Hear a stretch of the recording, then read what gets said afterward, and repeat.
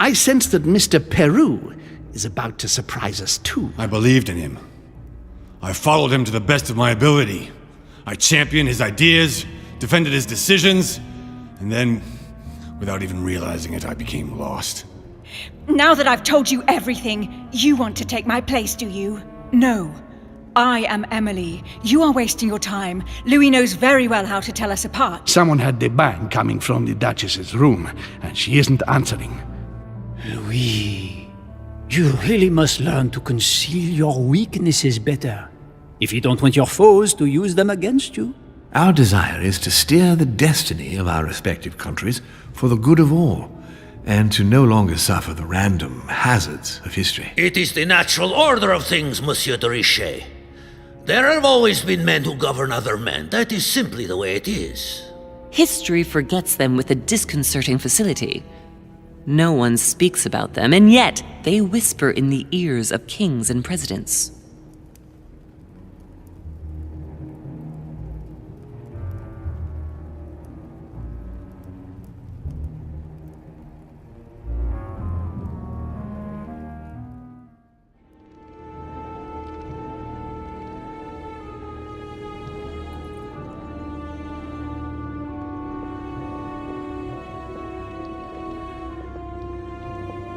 But where are we? I don't know, but we better not hang around. Be careful, Mother.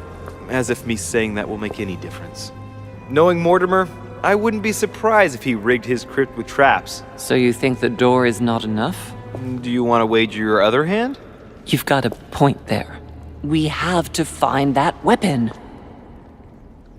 What do you know about the Holy Lance, Louis? The what? The Lance of Longinus the Centurion. Oh, that? That's what we come to find? The lance that a centurion stuck in the side of Christ at his crucifixion? That's it. Seriously? You don't really believe that fable, do you? Every fable is founded on true events. I'm not saying that everything adds up, but imagine if it really did exist. Very well. Now what? Well, now you know what you need to find. Pardon? I have to get to the wharf to prepare our departure. Let's get off this cursed island as quickly as we can. We shall come back when we are ready and armed. But hang on. Louis, let's first get to safety. We shall come back when we have the upper hand. Fear not. You take care of getting the lance. It's imperative. I'll take care of preparing our departure. Hang on. At least tell me everything you know about this lance. But I have never seen it. There's nothing else I can say, Louis. Well, you can always go snooping around Mortimer's study. I remember seeing paintings of Longinus there. Hang on a second. What's the matter? Why did you shoot Emily's sister? Do you really think now is the right time for this? I want to know, Mother. Why did you betray her? Listen, Louis. I don't think you've really understood my interest in the Al-Azif. It's not just simple curiosity about some old relic. You tried to kill her. And I had no choice, for crying out loud. It must not fall into the hands of the demons, or we are all doomed, don't you see? Listen, I don't know exactly what it contains, but I prefer to be one step ahead. If they want it, there must be a reason. And even if I don't know what it is, I want to stop them for safety's sake, no matter what. Nothing will stop you if I understand correctly. Enough, Louis. If you could see the extent of their power as I do, then you would understand what I'm saying. All right, we'll do it your way. One more thing. If they find you in possession of the lance, they won't let you get away with it. Choose only one and hide it under your jacket so you don't get caught with it. Then run and meet me on the wharf. And if I get caught? If they catch you in possession of the lance, we're all doomed. Do you understand? Perfectly. Good. And go talk to Piaggi. He's the one who probably knows the most about this.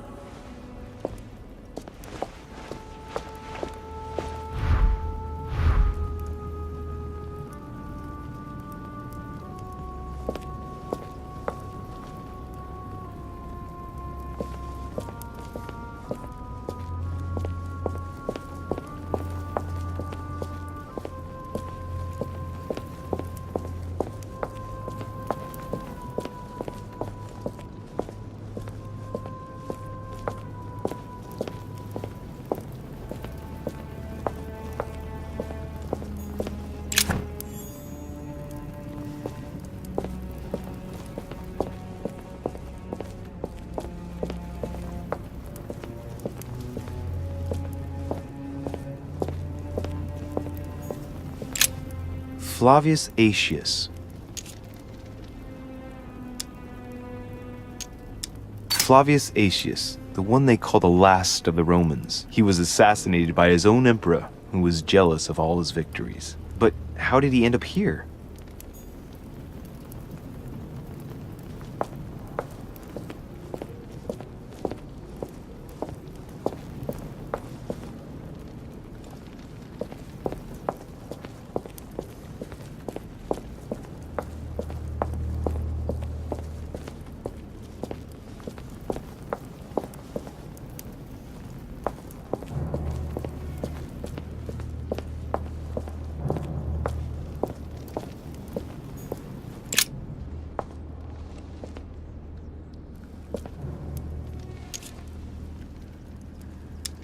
Let's take a look at this lance here.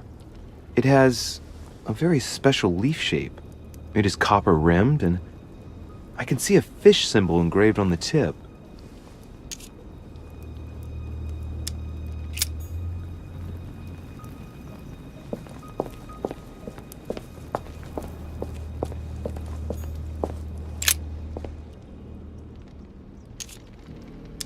I can see that this lance has the shape of a boar spear. The blade is partially coated in copper, and I can just make out the symbol of the Eye of Ra engraved on the tip.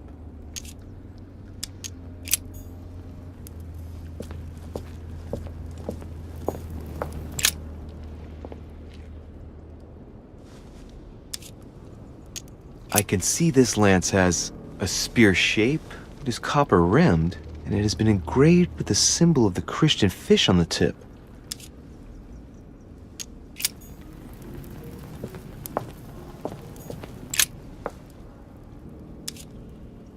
This lance has a leaf shape. It is copper rimmed. The symbol of the Christian fish is engraved on the tip. There are several spearheads. I need to find clues to pick the right one.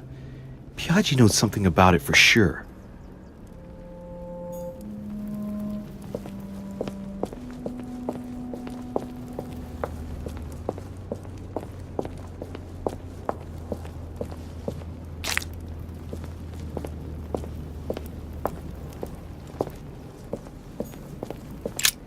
The sarcophagus of Lord Mortimer. It's the only sarcophagus in this crypt which appears to bear the Mortimer family name. What ancestor can it be? There's no inscription. Let's see what we can find here.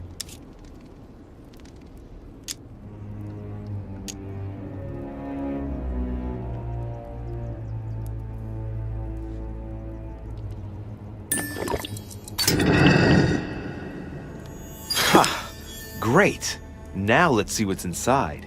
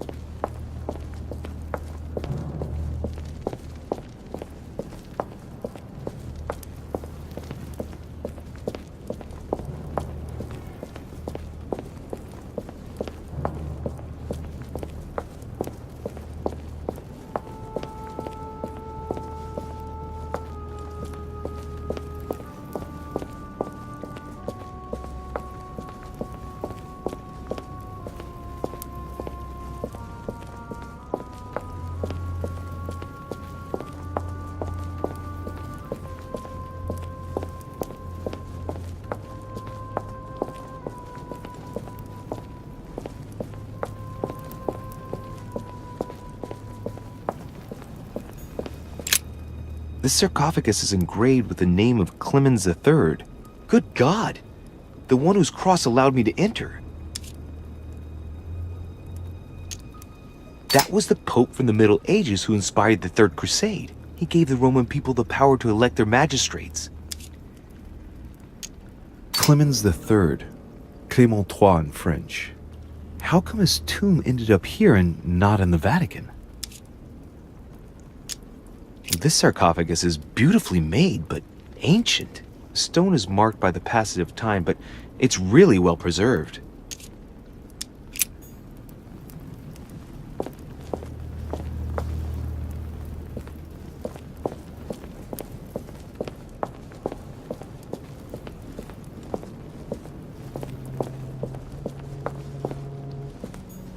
Amber.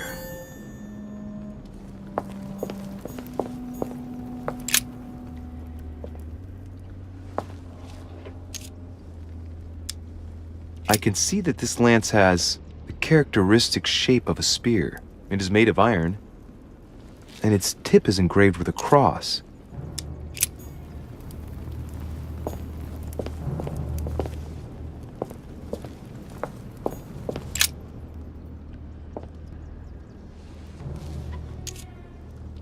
I can see that this lance has a so-called leaf shape. It is made entirely of iron. I can see that the tip is engraved with the symbol of the sun.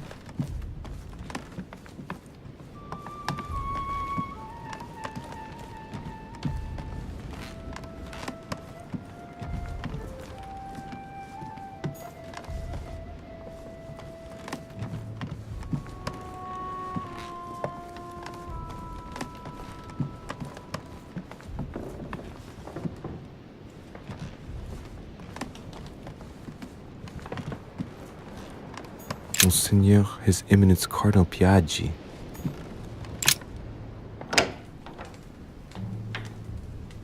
The Cardinal's not in his room. I bet he went back to stuffing himself.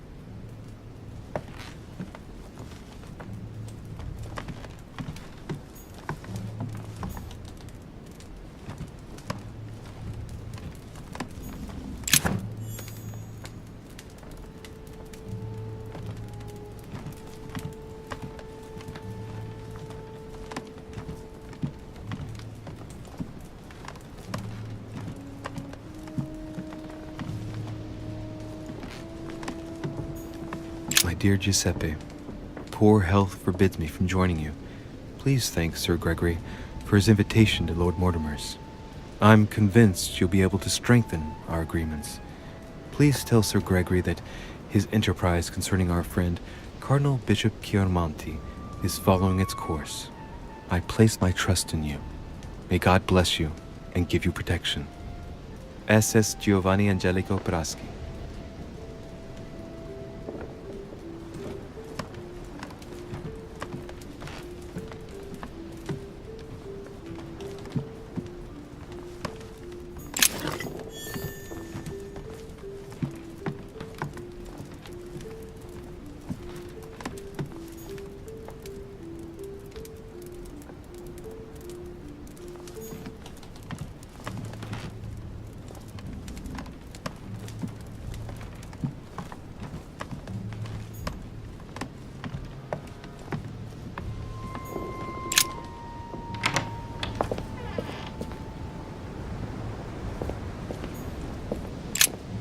Let's have a look at his personal papers. Of course, it's in Latin, the language of the church. All those hours of learning Latin declensions are going to pay off in the end. Mother will be proud. Now this could be interesting. Let's say a sancte, various representation criteria, of which are shown the most common throughout the centuries, and in different forms. If Piaggi's notes are anything to go by, the weapon I'm looking for is shaped like a tapered spear, and that should help me identify it.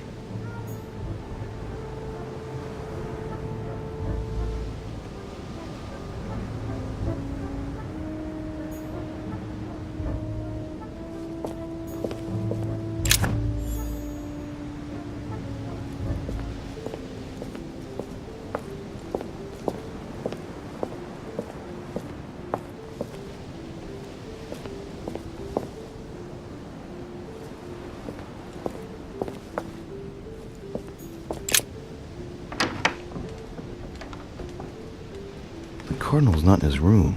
I bet he went back to stuffing himself.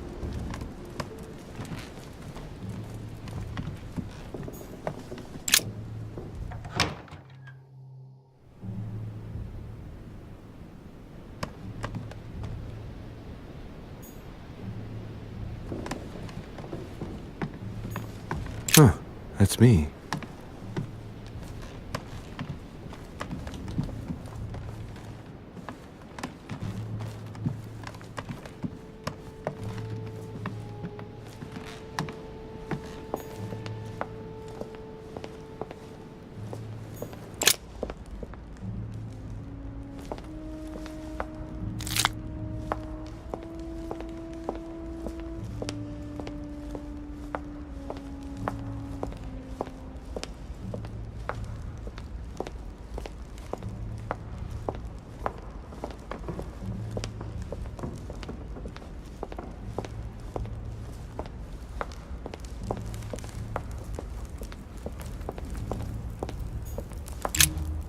Good evening, Mr. President. Good evening.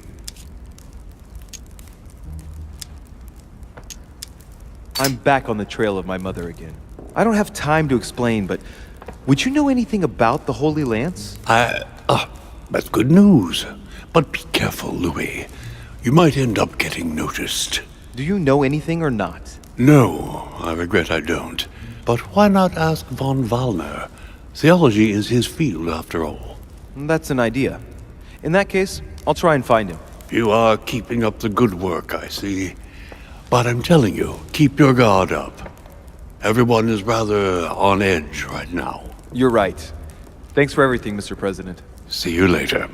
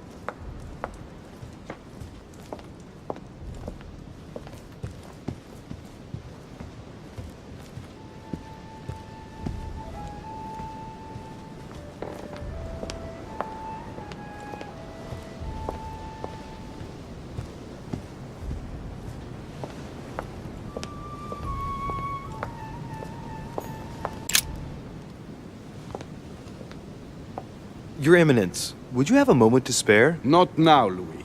Please, leave me alone. I beg your pardon? I want to be alone. Very well. I'm only searching for information about the lance of Longinus, the soldier.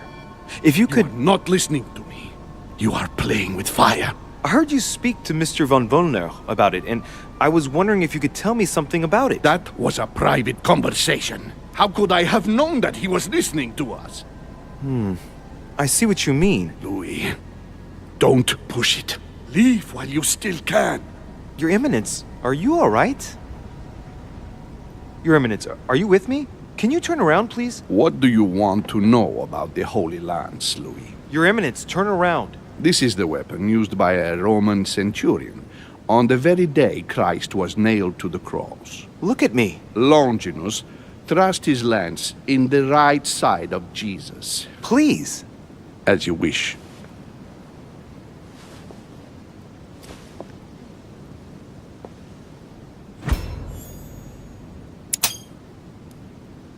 His nose is bleeding. So you are looking for the Holy Lance of Longinus, are you?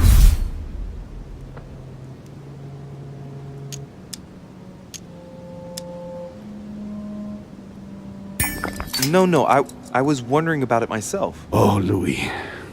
It's even worse than I thought. I believe you when you say you've only come to find out more. But in that case, it means that Sarah didn't even tell you the point of it all. Because, believe me, you are looking for it. You are looking for the lance. You should know, you are not the only one. Lord Mortimer has spent a good part of his life and his fortune trying to find it. Never will he let you have it. But tell me, before going any further, have you spoken to anyone else about this?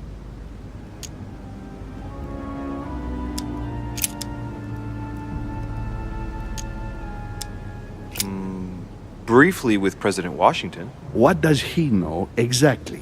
Absolutely nothing. He advised me to speak to Mr. von Wollner. Very well. Is that all? Yes, my mother knows about it. Of course, Sarah. Who else? No one else. What are you going to use the lance for, exactly?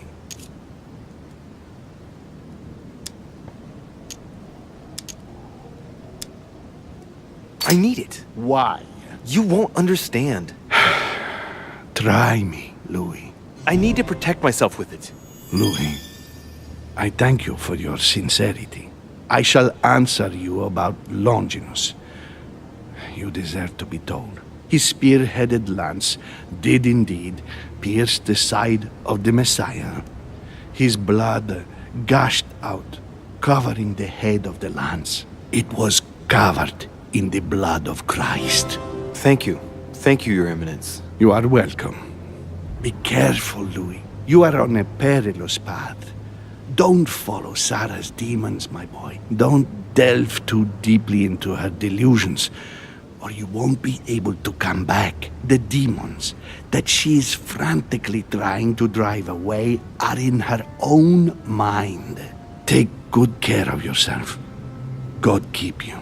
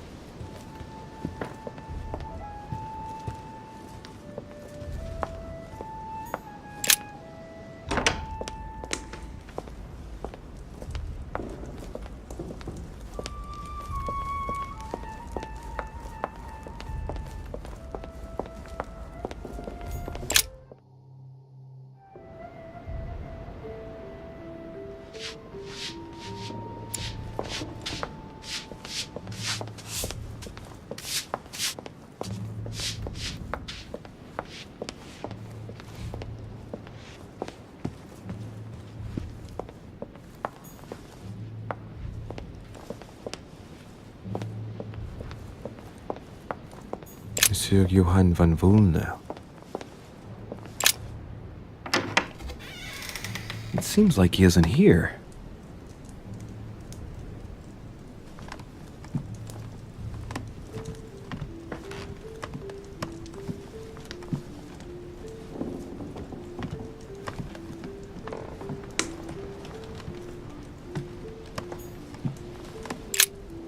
What a mess. Looks like Volner was interrupted.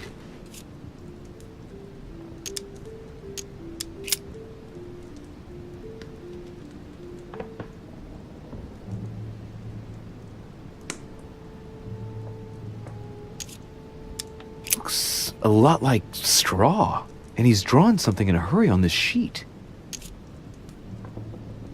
Straw on his desk, as if to protect something fragile. Yes, someone must have packed something away here. I get the feeling that I've seen that somewhere before.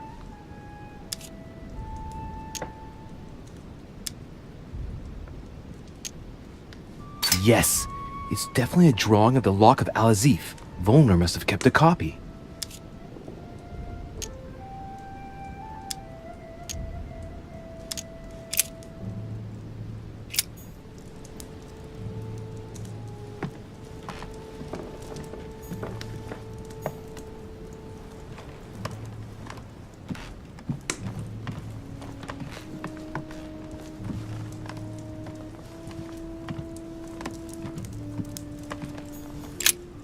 So, let's see what Volner has in his bookcase.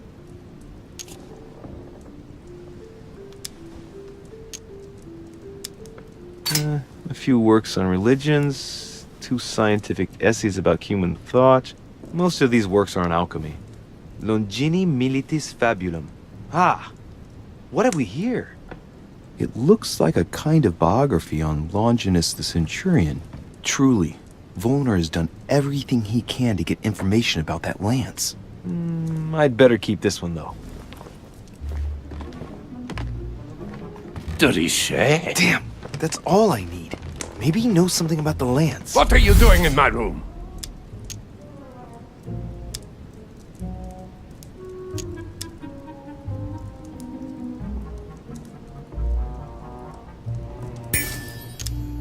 Well, sir, I see you have some captivating books, and you seem to be rather interested in the famous Longinus. No, it's... what's it to do with you? I overheard you speaking with Piaggi. What are you two up to exactly? No, Oh, fine. Yes. We are looking for the Holy Lance. That imbecile has given Mortimer all the ones kept in the private collection of the Holy See. But it's not what you think. Hang on a minute. You're the one looking for the lance. No, Don't take me for a fool. You are looking for the Holy Lances.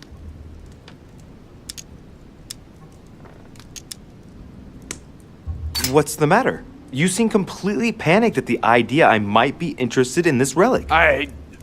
No, that's not true. What are you so afraid of? I'm not afraid. You know Mortimer's got it, so you're not worried that I'd give it back to him. What are so you? Why are you so terrified of me being able to find it? You have no idea what it is you're looking for. What are you playing at, Richet? Mortimer's the one who has that cursed lance. How long have you been looking for it?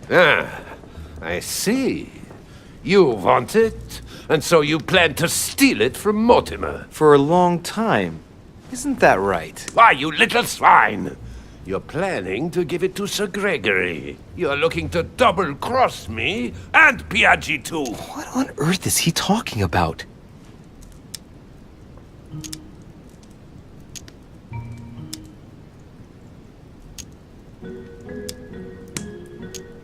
But calm yourself, goddammit. You're the one I'm trying to help. What? I heard you talking with His Eminence, and it seemed to me that this story about the lances had put you in a tight spot. I was only trying to be helpful. But why didn't you tell me straight away? Seeing as I hadn't found it, I didn't want to commit myself too quickly. If I failed, I would look like a beginner. I understand, Louis. I thought you were trying to manipulate me. But please, excuse me. I got a little bit carried away. But you can't get ahead by staying in the shadows on a case like this. There are already several of us searching for the lance of Longinus. And it would be smarter to pool our information. Unfortunately, I've barely made any progress. I'm still trying to find out what the original lance really looked like. Let me reassure you, we've all been there, given the number of copies there are in existence. It also took us quite some time to discover its true shape. Many believe the central part of the head of the lance to be covered in gold, whereas, in truth, its center is made of an alloy of copper and iron. That does make sense. In those times, a centurion wouldn't have any chance of possessing a lance made of gold. That is the perversion of Christian idolatry. A copper lance could not have been noble enough to pierce the side of Christ. Anyway, thank you, sir. You're welcome, Louis. Keep me posted as to your research. We're bound to end up recovering it. I'm counting on it. See you later.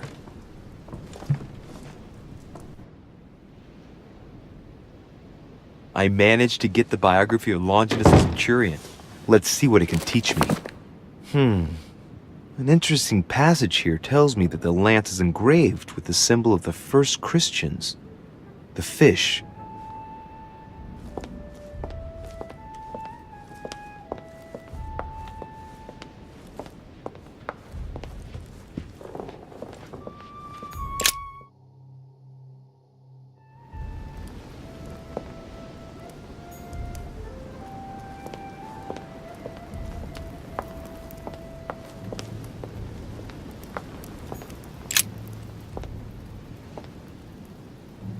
Saint Longinus. Let's take a closer look at his lance. It is shaped like a leaf, like the real lance, maybe. How can I be sure? Hey, looks like there's a symbol engraved on the tip. Yes, a fish. The Christian fish, no doubt. It can't be a coincidence. It must have been done on purpose. Good thing I took a closer look. No, this is too easy. Mortimer's trying to throw me off the track again. It seems too visible to be true. Impossible not to see the statue on first glance, given its size. And Mortimer has no interest in making the shape of the true lance so easy to see. I think this statue does represent Longinus, armed with a lance that wounded Jesus, the Holy Lance. How can I find out if this is an exact representation? There's no way of being certain of it.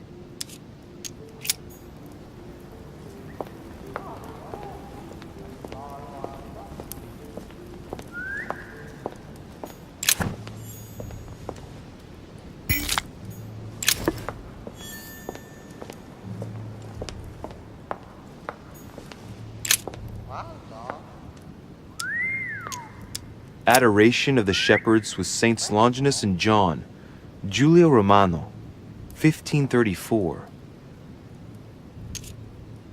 Longinus is holding the Holy Lance in his left hand, and I'll bet he's holding the sponge-soaked in holy blood in the other hand. Yes! Here we can see that the Holy Lance is represented in the shape of a spear. I'd better make sure I check this twice. It's a work that dates from the Renaissance. There's nothing to say that it's not based on erroneous elements. This work is an order from Lord Mortimer. All the details have been conceived with a specific goal in mind. Upon closer examination, you can see that even the style clashes with that of most of the other works in the manor.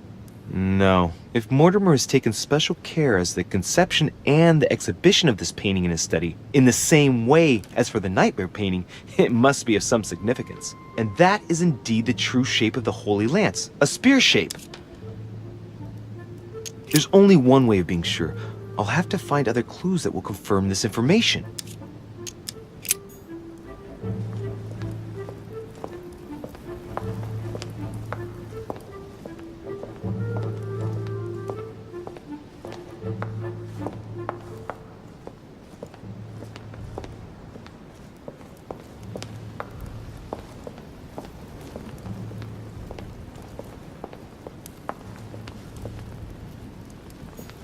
devil's thorn.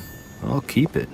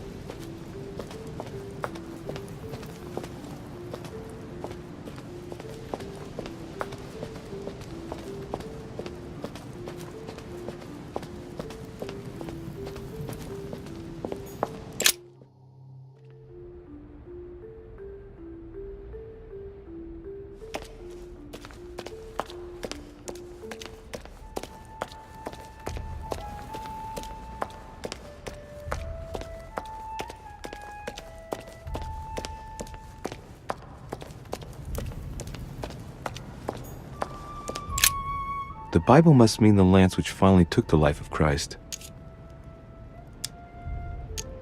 The Gospel of St. John is the most detailed on the subject of the crucifixion.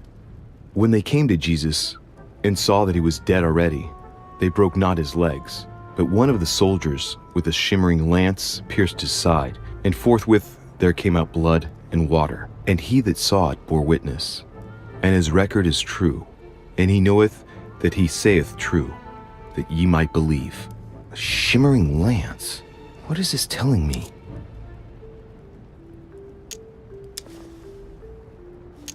The medieval Hermetic traditions evoke the idea of using noble materials for relics, which the monasteries often made themselves in order to attract pilgrims. Of course, they had to inspire greatness. So here we might think of gold, whereas a centurion could not have hoped for anything better than copper at the time. The true lance would not have been a luxurious weapon. The name of the Roman soldier who killed Christ never appears in the biblical canon. Yet, it is said that he was a centurion and was called Longinus.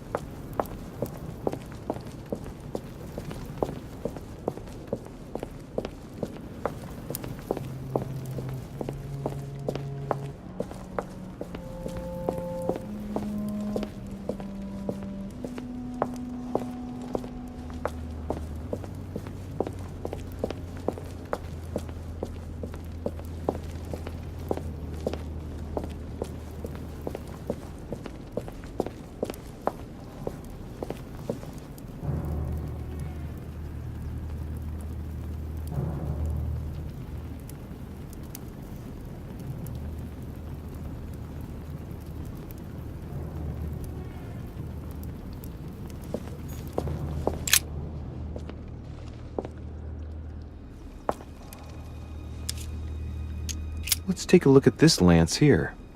It has a very special leaf shape. It is copper rimmed, and I can see a fish symbol engraved on the tip.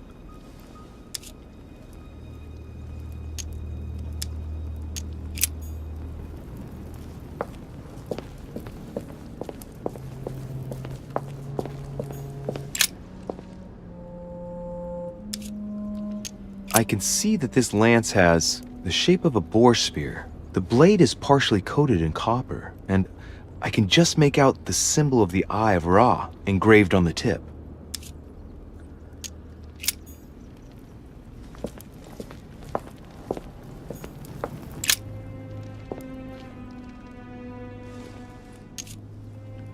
I can see this lance has a spear shape, it is copper rimmed, and it has been engraved with the symbol of the Christian fish on the tip.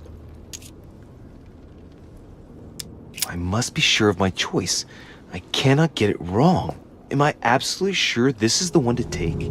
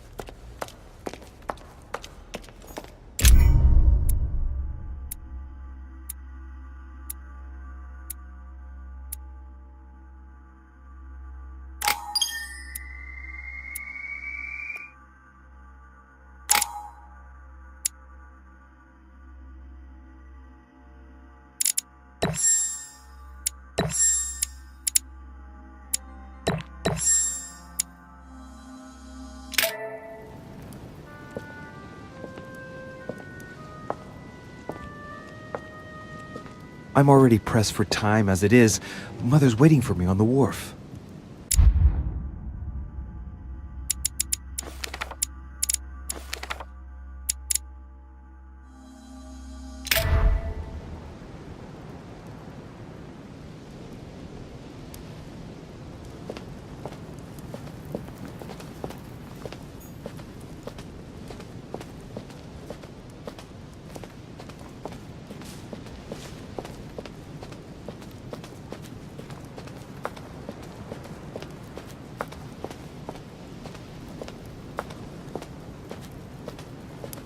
De Richet, sticking your nose everywhere again. Wow, what's the matter with him?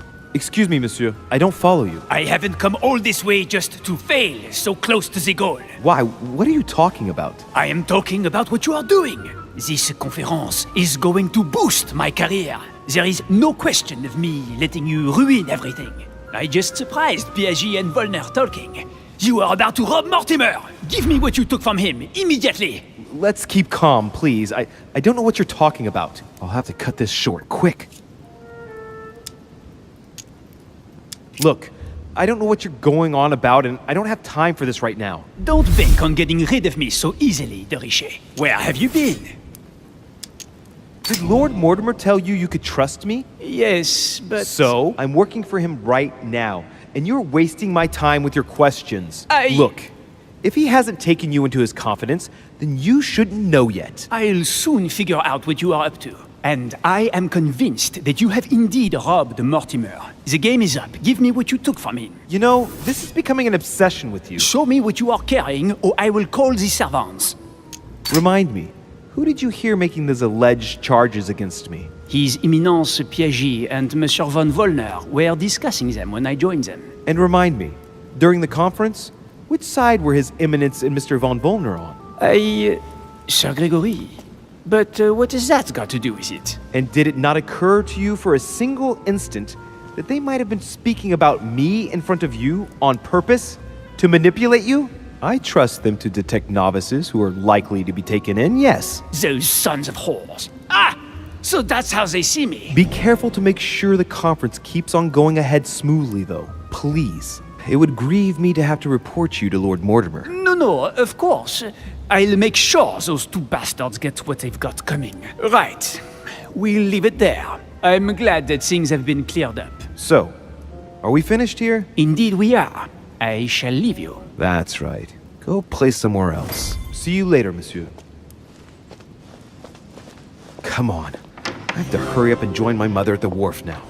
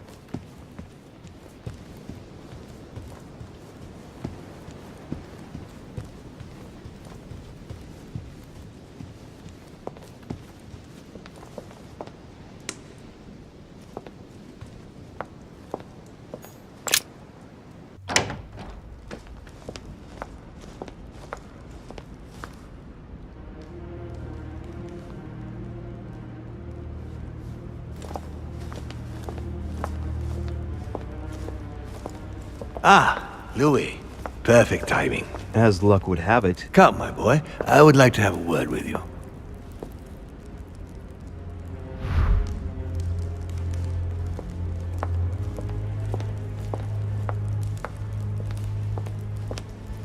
Come closer, please. It's time we had a little chat. What's wrong, my lord? Tell me. What's with all the bodyguards? Louis, it's time you found out the truth. I've been observing you since you arrived. I see you running all over the grounds in search of Sarah. I would like to prevent her from leading you even further down the wrong road. The wrong road? Louis, Sarah has made her own choices of her own free will, and I would like for you to have the same chance. You see, Sarah and I have known each other for a very long time, Louis. I am aware of her theory. About me, about Gregory, about the demons. She's right. Look at me. I have inhabited this body since 1191. For the last 602 years, I have been this dear William Mortimer. You're the devil incarnate. The devil? I'm not saying that all Judeo-Christian folklore hasn't served us, but the truth is, of course, something quite different. Please, don't look at us through the primitive prism of religions. I am not hiding any horns or goat's feet, Louis. I have no tail. Why do you bring up folklore? You mean that you've taken advantage of people's beliefs? No, not exactly. I mean that we in fact created them from scratch. It is amazing to see how mankind has such a strong need to believe in something superior to itself. It was very instructive for what was to come. You've been Mortimer for 600 years? How long have the demons been among mankind? Oh, I don't think I'd be lying if I said that we have always been here. If I follow you, you must have witnessed some of the greatest moments in history. You could certainly say that, yes. Did you know ancient Egypt? Oh, yes, yes. We were gods on earth in those days. What did men call you then? Amenhotep IV. The 10th pharaoh of the 18th dynasty? Ooh, I see you're a connoisseur, Louis. Impressive. Did you know ancient Greece? In many ways, yes. One day Pericles, the next Parmenides. Just the memory of the time I spent working on acoustics with Pythagoras. Well, it moves me quite deeply, to tell the truth. Pericles. He's the one who brought Athens to its golden age, isn't he? In a way, yes. He established democracy and then died during an epidemic.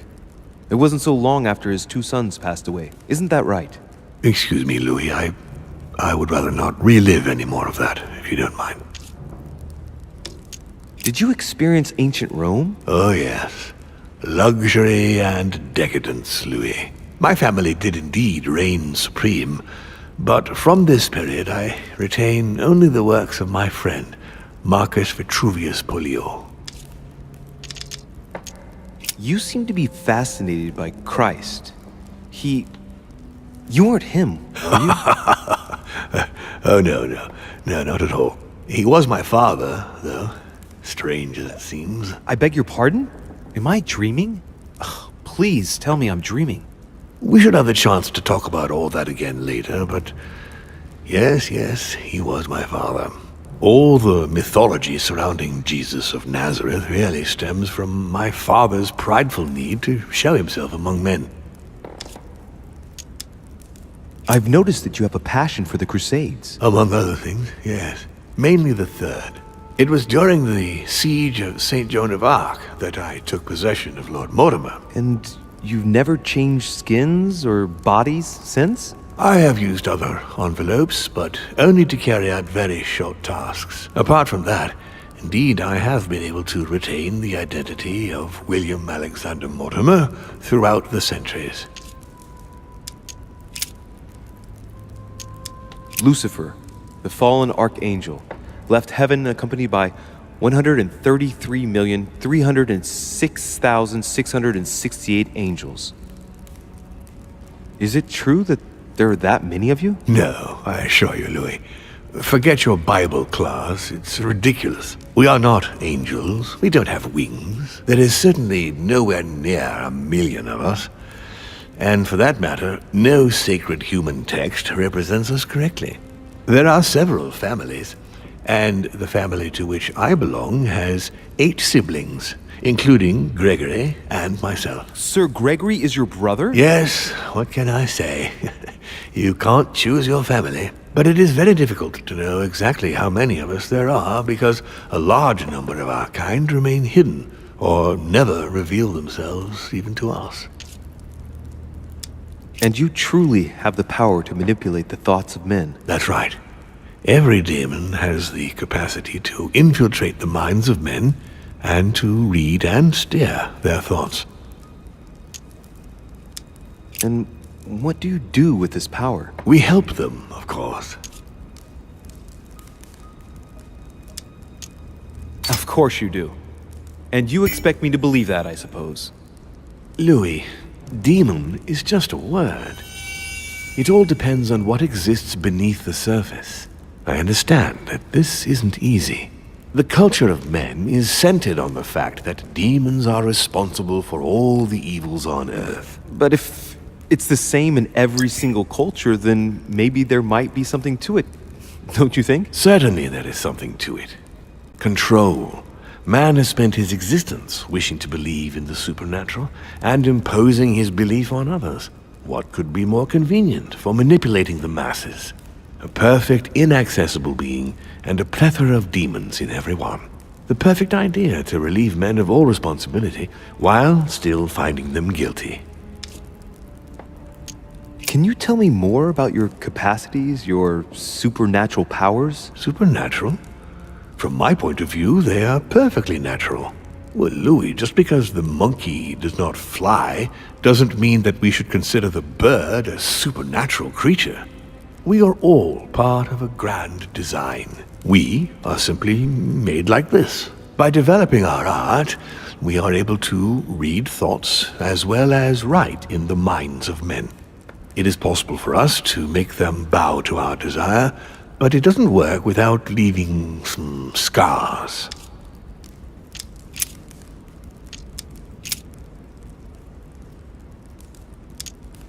Why should I trust you? I'm not asking you to, Louis. If you are still in doubt about the demons, I can assure you that won't last long.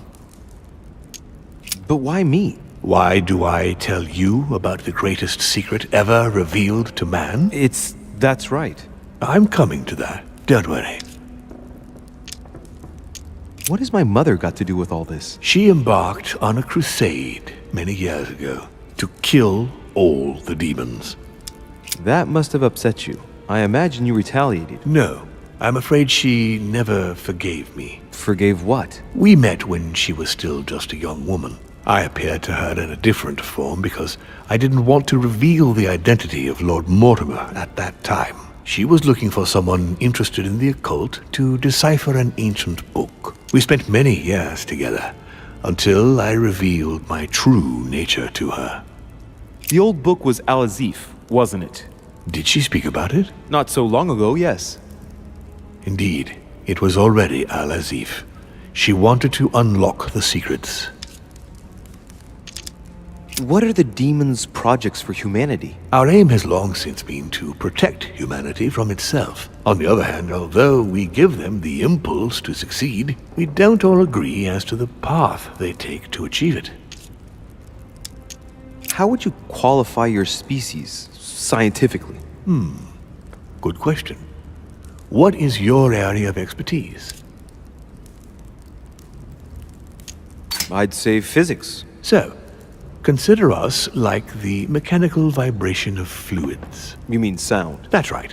The physical properties of acoustics are very similar to those of our abilities. Imagine us as something like waves.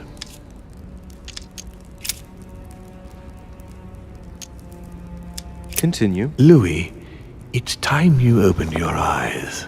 Come, you'll soon see. After you.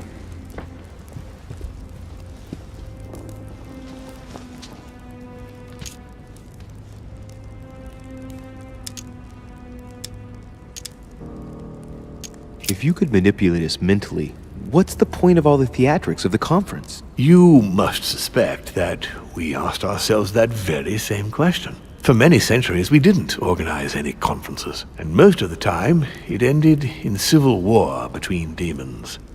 Many of us were killed during this period. The idea of organizing conferences was the answer to everything. The interest being to erect some rules among ourselves. Our family first divided up all the principal countries of the world. Now, whenever one of us wanted to propose a major change between these countries, they summon the demon in question and initiate a conference. The demon that initiates the proposition doesn't have to give notification of the subject of the conference beforehand. Consequently, we participate along with our best assets. Once the humans are brought together, the conference begins, but we are forbidden to use our talents to influence the participants. The first meeting is held in order to expose the subject to all the participants, followed by several days of reflection, during which we are allowed to be persuasive but not to impose our will.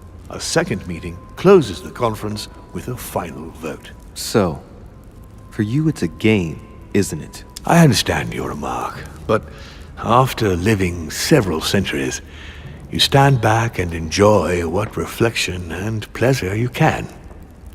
But how do you agree on global policy? Locally, we often have competing interests, and sometimes we start wars between men which are linked to our disagreements. Most of the time, our father steps in and gives directives, which my family follow to the letter. Indeed, in my opinion, it is high time we moved on. What do you mean? I mean that a new era must begin. The old monarchic regimes are outdated, and it's time to evolve. So, von Borchert, he was looking for the Al-Azif for you. Exactly. Al-Azif has always belonged to my family, Louis, and with good reason. My father wrote much of it. Can you tell me what you've done with... What, you mean the Al-Azif? No, I already know that. Sarah came here with it and got rid of it. I was thinking of von Borchert. He isn't essential, but he is a trusted person. He's a prisoner at our headquarters in Paris. All right. Did what happened to Elizabeth Adams have anything to do with you? Unfortunately, the poor girl became an issue between us, in spite of herself. A family of demons is still a family, and as in all families, there are disputes. Elizabeth's family, the Adams, has always been under the patriarchal control of my father. As he and myself are not really on very good terms, Sending poor Elizabeth here was terribly rude of him, really. You did accept, though. No, I would say rather I was presented with a fait accompli by Gregory and went along with the intention of helping her. But this is my castle, and everyone is the master of their own home. It was you who killed her. The child was already condemned, Louis. My father would never have let her be. I had to pass inside her mind and, yes, make her take her own life. Trapped between the unyielding control of my father and your mother's terrible treatments, I wouldn't wish a life like that on anyone. Would you? So neither my mother nor Peru were ever guilty. You just gave me the runaround with that whole investigation. Now don't take it the wrong way. I was obliged to keep up appearances so that Gregory wouldn't suspect me. And it enabled me to size you up, Louis. I hope I've answered all your questions, Louis. Come, I've something to show you. There is one question that remains to be answered. Why me? Why tell me all of this? Oh, haven't you guessed yet?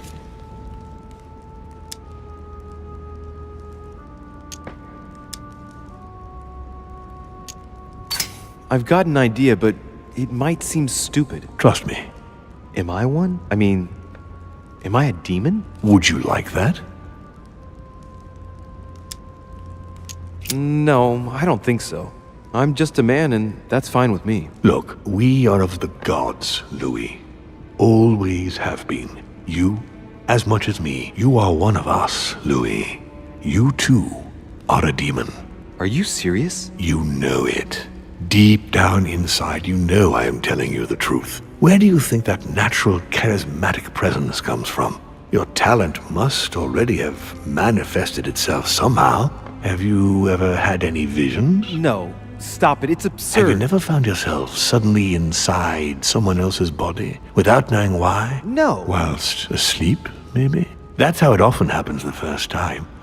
Your spirit wanders unconsciously. My mother can't have lied to me about that. It's true. Your real mother would never have lied to you. What do you mean? Louis, I would rather you found this out from her own lips, but it's important that you know. Sarah is not your mother. What? I'm sorry you had to find out this way, Louis. But you must know the truth before you commit an irreparable act. No, it's not possible. You are my son. Liar!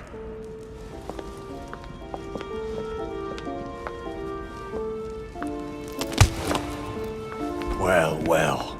So now you're his bastard. You really took me for a fool. Don't make a move, you clowns! Everybody keep calm. Don't say a word or I'll shoot your kid! Not so clever now, are we? At last I found a way to put the pressure on you, Mortimer. Look, just calm down, monsieur.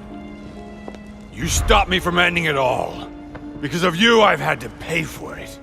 You don't know what it's like. He's in your head. He's in your soul. I never want to feel that again. Jacques, I did not betray you. You're just like him.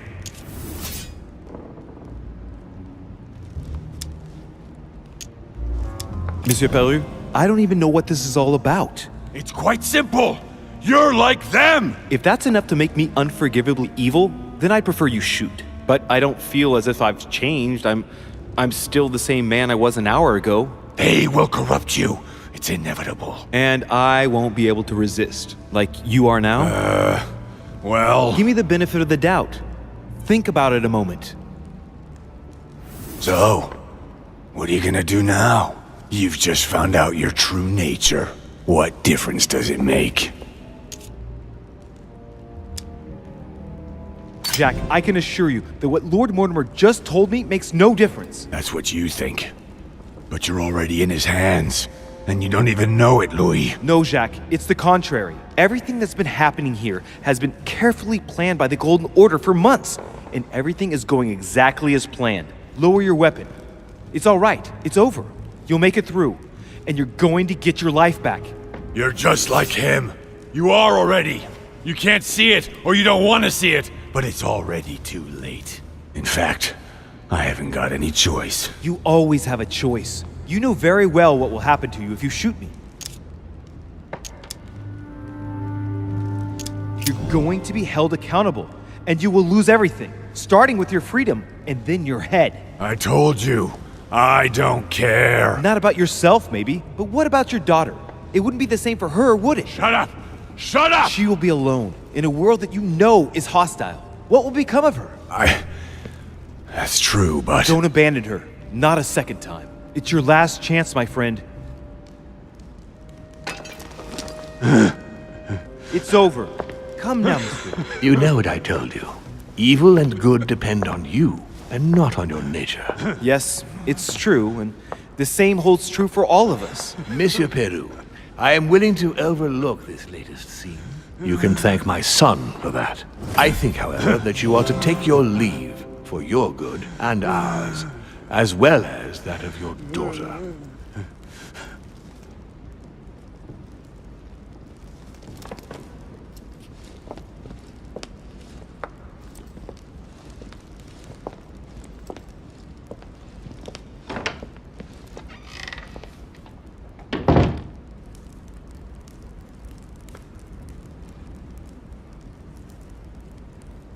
Not too shaken up. You've experienced many significant events since your arrival.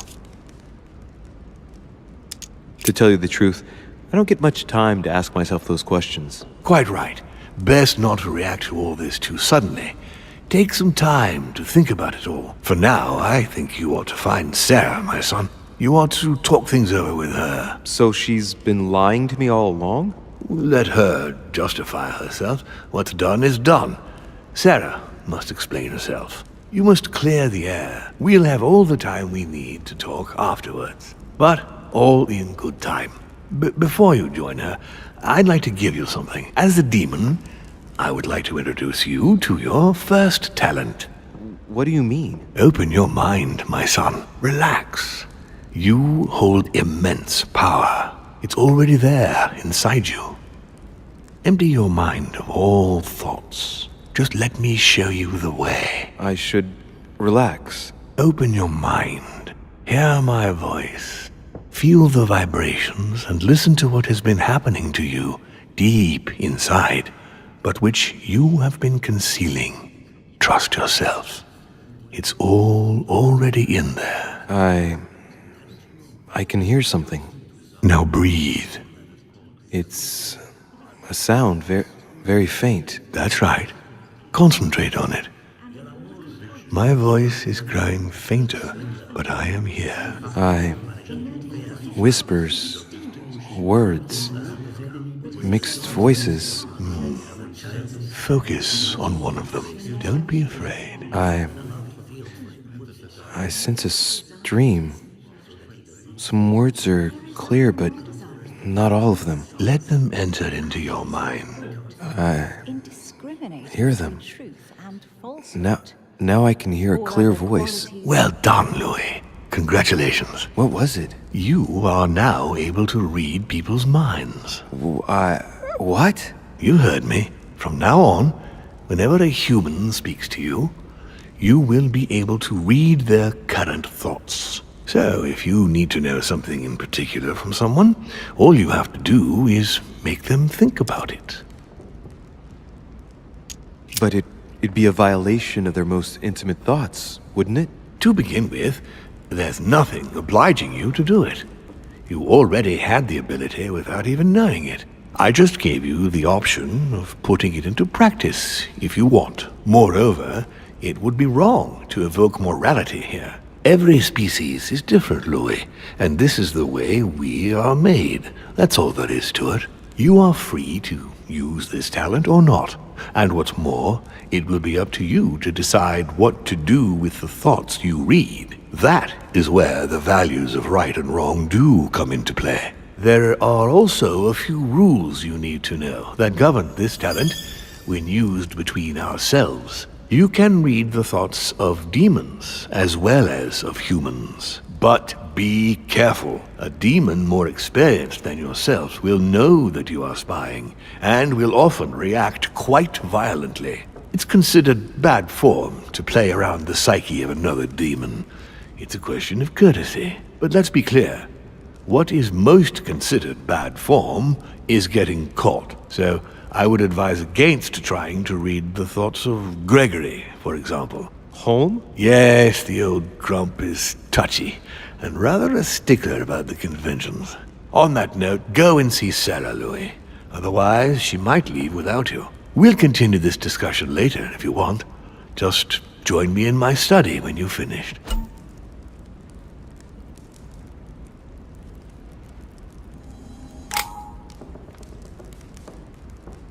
You're right. I need to go now. See you later, Lord Mortimer. One more thing. If you want to know the truth about your birth, ask her about Paris, 1763, at 12 Rue des Martyrs. That's where she disemboweled your mother to steal you from me.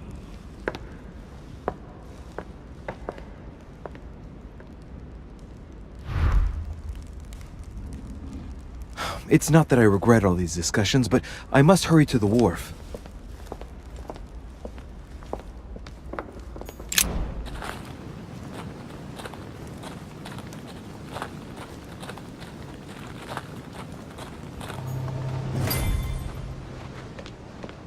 You shot her in cold blood. What is at stake here far outweighs our personal interests. Our personal interests. I'm talking about my sister's life. She was my other half. Calm down, Emily. Calm down. Louis, don't come near me. I warned you what would happen if I found her.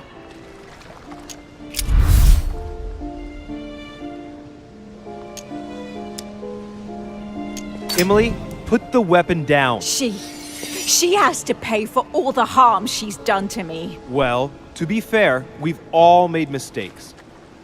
And look at her, Emily. She's paid for hers. I'm all alone now. Duchess, I am sorry for what happened. I didn't have any choice. Ah, you! Shut your mouth! You had the choice, all right.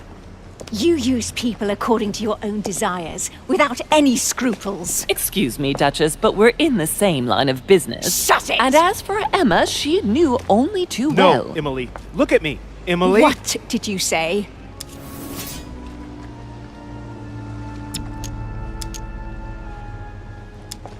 Emily, no.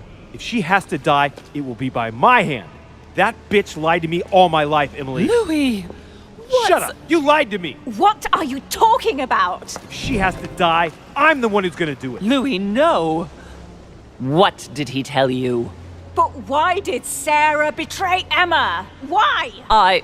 Your sister was supposed to hide something, and no one was supposed to have been able to find it. And she would never have talked, even under torture. So why get rid of her? Unfortunately, Emily, the creatures who live here employ methods that no one can resist. I was going to get her out of there, for God's sake. So what are you talking about?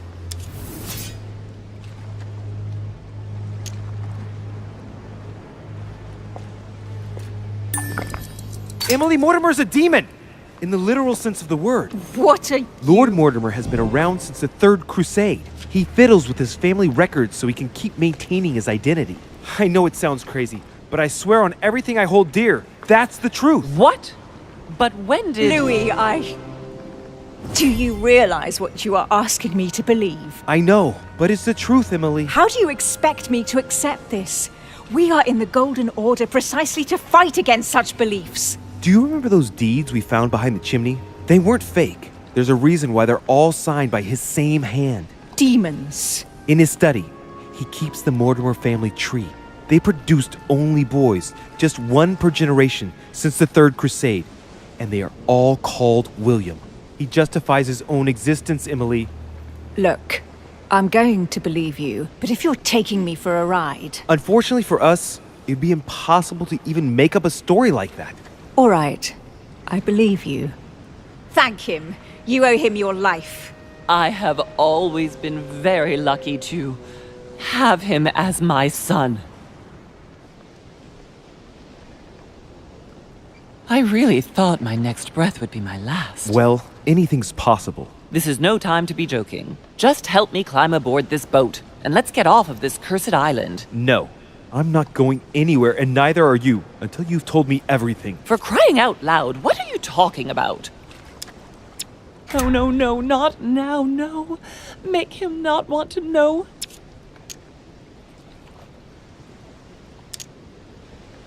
I know everything. No. I beg you, please trust me. He's manipulating you. We must leave. Paris. Can't you see he wants you? And he'll do anything to turn you against me. Number 12 on Rue des Martyrs. He had to pay for what he did to me. I panicked. There she was with the baby due. I thought it was the right time to touch it, but touch it? By disemboweling her and stealing me from her? The girl was already condemned to die. He never leaves any witnesses behind. She meant nothing to him. And I absolutely had to find a way of stopping him. I couldn't let him reproduce. I had to stop him propagating himself.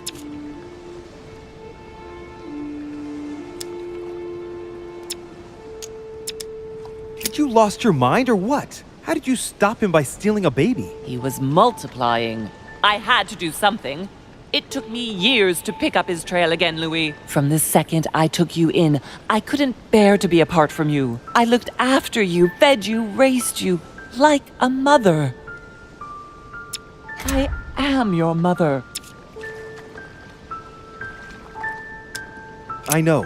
You always took care of me. I devoted my whole life to teaching you to distinguish between right and wrong, so you would have the choice. You are not like him.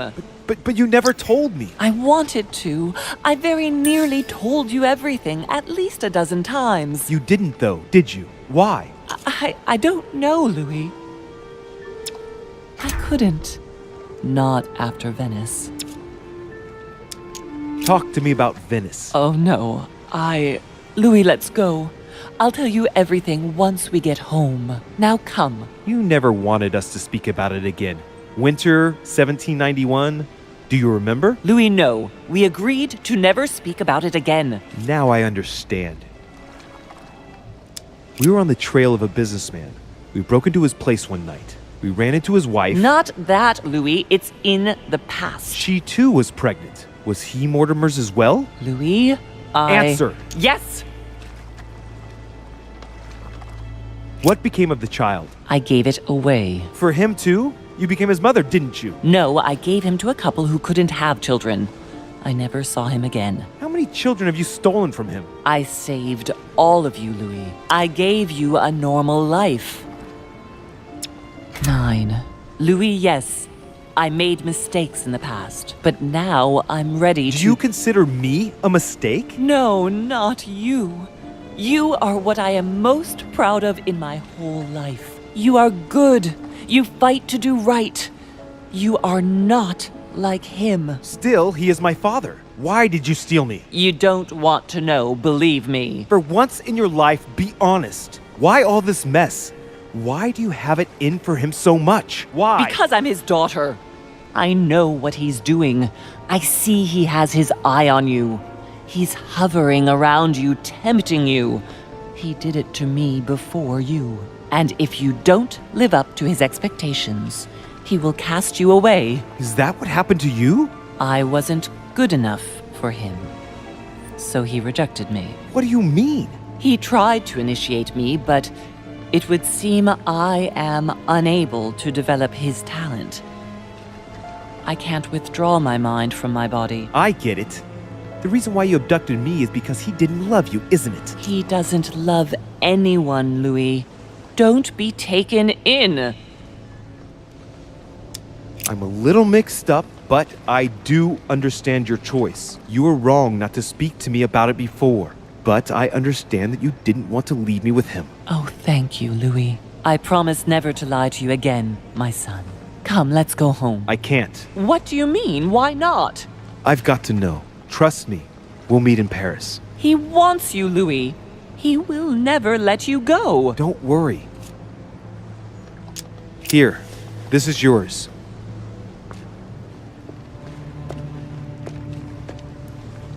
Don't forget, Louis. You've got the lance. You can beat him. If you hit him with it, he won't be able to escape from his mortal envelope, and he will die with it.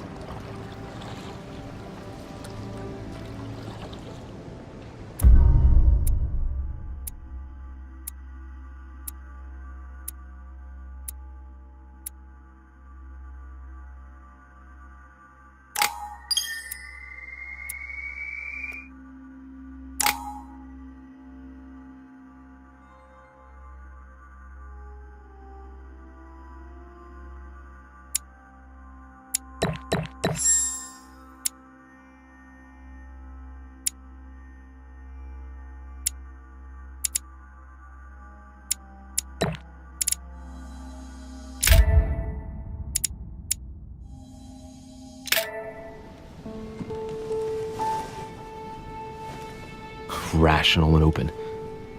I spent my whole life swimming in lies. Emily, what a waste. I feel like I know nothing. That I have to learn everything all over again. I'm a demon. I age more slowly. I can mentally manipulate people. I don't even know if it's a good thing or a curse. Frankly, I feel like I'm cursed. I hope I'll be able to control this new skill, otherwise my life will be hell. Damn it, what a mess. Come on, man up, Louis. I'm still the same old me. Demon or not, I'm still in charge of my actions. And this father, I know nothing about. Yes, I've still got a lot to learn. It's enough to drive you crazy. Everything I believed in, nothing holds true anymore. Pull yourself together, man. I need to find some answers. There's no way of being alone for a minute.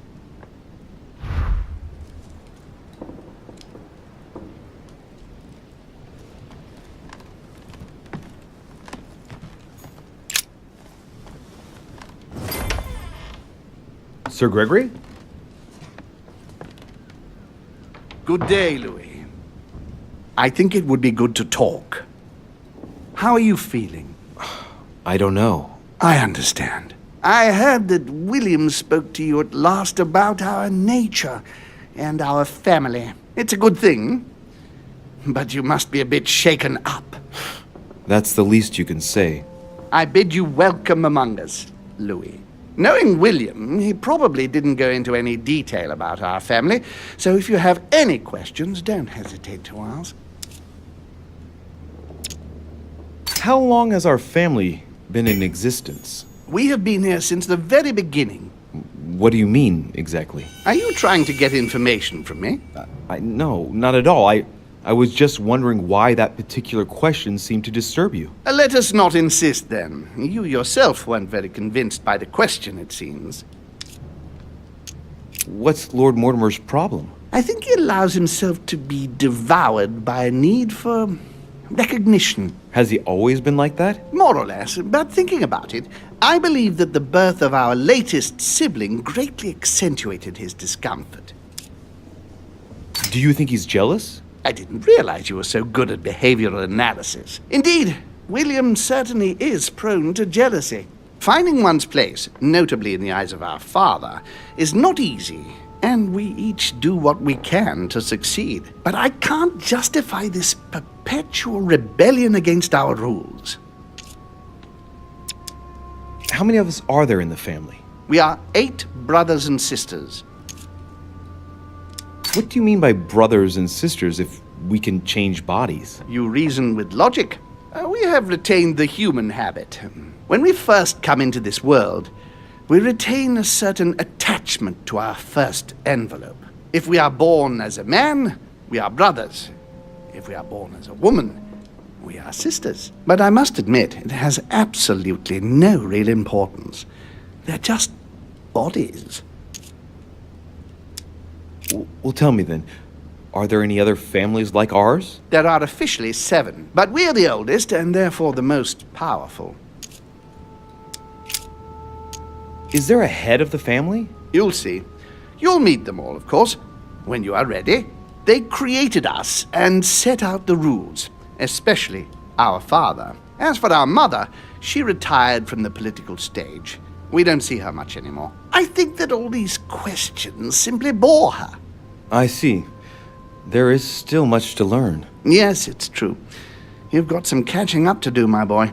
One thing you must understand, regarding any disagreements that might arise between William and myself, is his position with regard to mankind. What do you mean? Well, for centuries we've been trying to help, and therefore preserve humanity. Monarchies are simple and practical. They enable us to inspire humanity efficiently, and I can't understand why William wants to replace them with democracy. But if your intention is not to dominate the human race, why not let them be master of their own destinies? I perfectly understand this type of reaction from you, less from William. The main thing you're lacking is time. Man is transient, and one of his particularities is that he does not learn from the errors of his peers. He uses up an incredible amount of energy building and destroying whatever he himself has put into place. If we weren't here to help them, guide them, I sincerely believe that humanity would have become extinct by now. On the other hand, we are eternal, Louis. When we plan ahead, we do it for the long term. Yes, I understand, but that's more like tyranny, isn't it? Well, it's all a question of your point of view. From man's point of view, I can understand how he would have that impression, if ever he found out. But don't forget your true nature. From the demon's point of view, in other words, ours, letting man do as he thinks fit would equate to letting him race to his own demise. But what about man's freedom to choose? That is man's worst enemy, Louis. Imagine a creature that dies without reaching the age of adulthood. It remains a child. We have to help him, otherwise he will put himself in danger. It has taken centuries for our family to establish relative peace between demons. Thanks to this policy, we have been able to decide everything by confining the other families to subordinate roles.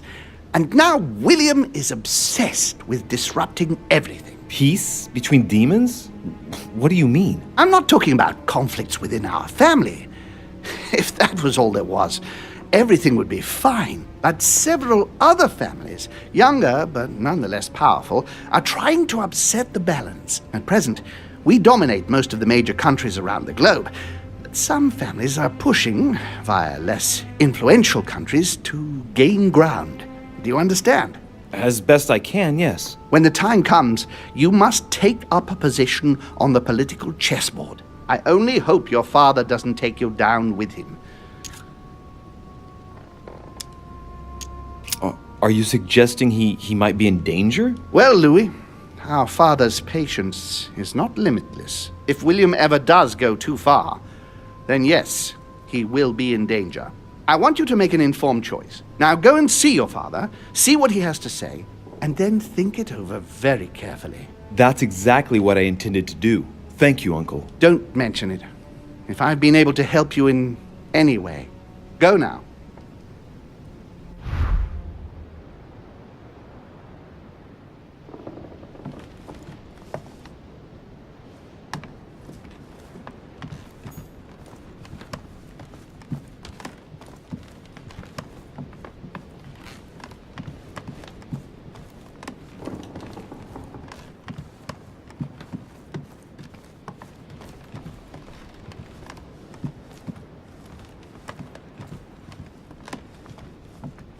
His Holiness awaits my report.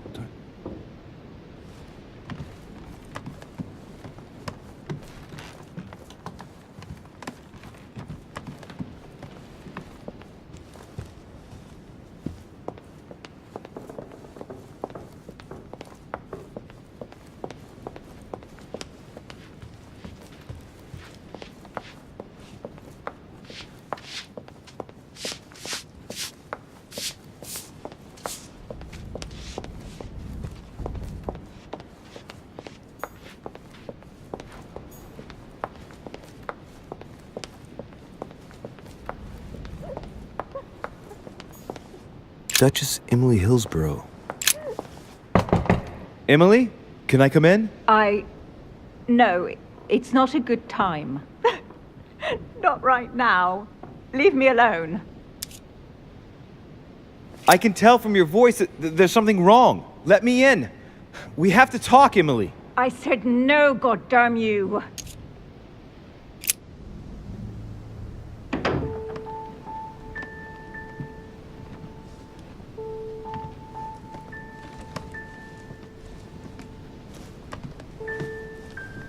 You know full well that getting yourself worked up like this is not going to help. It won't make any difference. It won't bring Emma back. Forget. I couldn't give a damn if it makes any difference. I only want to not think of anything. And then get out of here. I told you not to come in. Emily, I only want to talk. I understand that you're upset after everything. You understand? You understand nothing. Listen, we're going through a difficult time. Even I'm dumbfounded Dumbfounded. Dumbfounded. Do you want to know how I feel? Dear God, how could I have done this? I want it to stop. We've all lost something here. All this, everything that's happened, it's a nightmare. I want to wake up. Emily, calm down and put down that glass. I know you're telling the truth about Mortimer and Home. I know they are demons. That's not all. Go on. I'm one of them, Emily. I'm a demon too. I know. But how? Sir Gregory stopped by to tell me. He wanted to bid me a welcome. I don't understand. Welcome to the family. You? You're his daughter? Mortimer's daughter, Louis. What? No, that's not possible. So we have... We are brother and sister?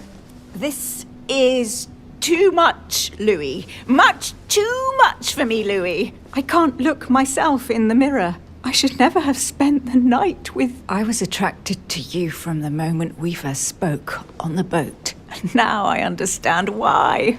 Do you realize what that means? I'm a monster. And I am one as well. When I think of my feelings for you, that feeling, it hurts all of a sudden.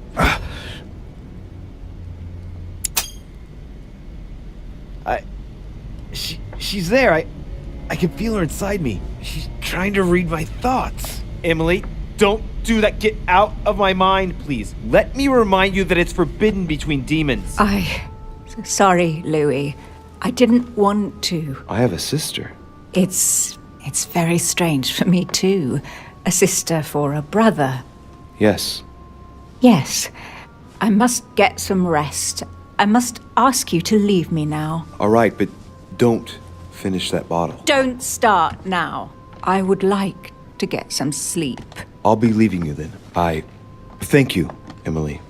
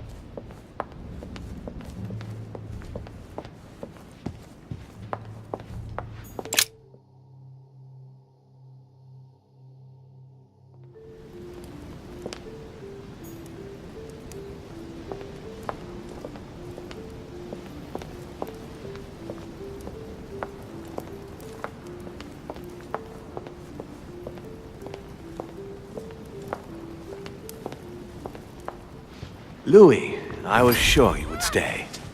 I'm proud of you. You've made the right choice. It took great maturity to forgive your sister as you did. She brought me up. I realized I owed her a lot. We all make mistakes, as Sarah well knows. Why didn't you tell me the truth about her? I thought that might be too many truths to absorb at one time. I intended to tell you afterwards. You were in a hurry, so I made a decision.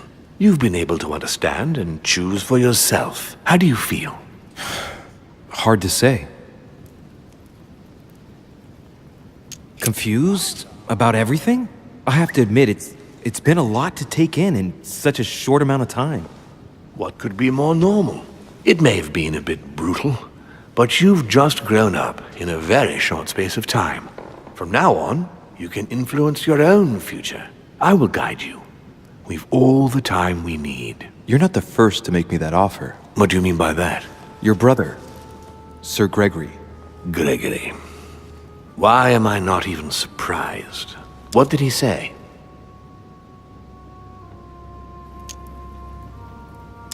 I think he's worried about you. Worried? Marvelous. That's just like him. You know, in a family like ours, we all have a role to play. And his is to worry about everyone else. Let me reassure you, there's no reason for him to worry about me.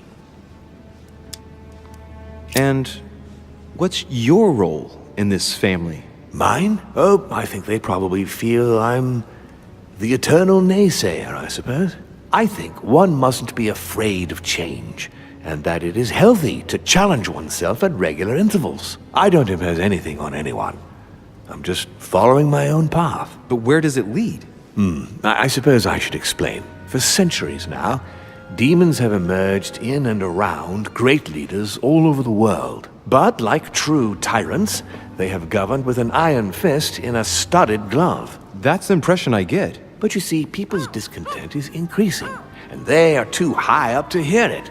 They take themselves for gods. Sooner or later, the people will turn against us, just as they have in the past. Each time it's happened, many of us have died. We must master the humans, yes, but gently.